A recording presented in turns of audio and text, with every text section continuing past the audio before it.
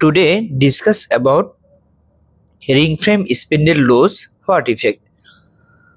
Then হচ্ছে back steel roller jam in ring frame, what effect? Next হচ্ছে simplex মেশিনে 2.5 অর্থাৎ আড়াই প্যাচ না দিলে কি হবে। তো প্রথমে আসি ring frame spindle loose what effect. যদি আপনার রিং মেশিনের স্পিন্ডেল, এটা হচ্ছে স্পিন্ডেল ট্যাপ হবে, সরি, হ্যাঁ, ring frame spindle tap loose what effect.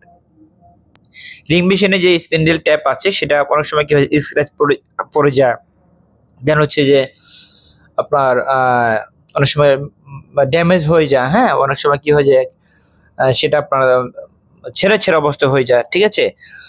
তো এক কথা, যদি আপনার স্পিন্ডেল ট্যাপ মানে ড্যামেজ থাকে, ভালো না থাকে, সেক্ষেত্রে যে প্রবলেমটা হবে যে ইয়ার্ন সিএসপি লেস, অর্থাৎ যে মানে চারটা মিলেই তো আসলে একটা স্পিন্ডেল ট্যাপ এটা মোড়ানো থাকে, তাই না? তাহলে কি হবে, এই চারটা যে কপস আছে সেই কপসগুলো কি হবে, আপনার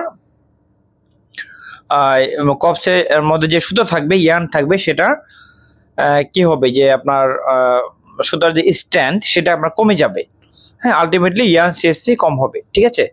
নেক্সট হচ্ছে back steel roller jam in ring frame what effect. তো যদি রিং মেশিনে আপনার ব্যাক স্টিল রোলার জ্যাম থাকে, আসলে কি সমস্যা হতে পারে? ব্যাক স্টিল রোলার জ্যাম থাকলে আপনার অবশ্যই সেটা কাউন্ট ভেরিয়েশন আসবে। ধরুন আপনি 30 কাউন্ট চালাচ্ছেন মেশিনে, তো ব্যাক স্টিল রোলার জ্যাম থাকলো, তাহলে আপনার সেটা আপনার 26 কাউন্ট চলে আসলো, এরকম হয় আর কি। তো নেক্সট হচ্ছে সিমপ্লেক্স মেশিনে আড়াই প্যাচ না দিলে কি হবে। সিমপ্লেক্স মেশিনে আড়াই প্যাচ না দিলে যেটা হবে যে আপনার রবিং ড্যামেজ হবে, অর্থাৎ বিল্ডিং মোশনটা, ধরুন এটা একটা রবিং,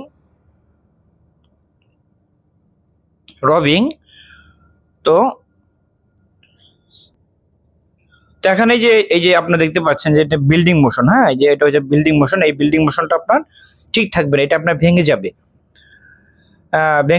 দেন হচ্ছে যে আপনার যে রবিং যে টেনশনটা সেটা কমে যাবে, ঠিক আছে। এই প্রবলেমগুলো সাধারণত আড়াই প্যাচ না দিলে হয়ে থাকে। তো এ হচ্ছে আজকের টপিক, আশা করি বুঝতে পেরেছেন। আজকে এ পর্যন্তই, পরবর্তীতে নতুন একটি টপিকটা আসবে ইনশাল্লাহ। ততক্ষণ ভালো থাকবেন, আল্লাহ হাফেজ।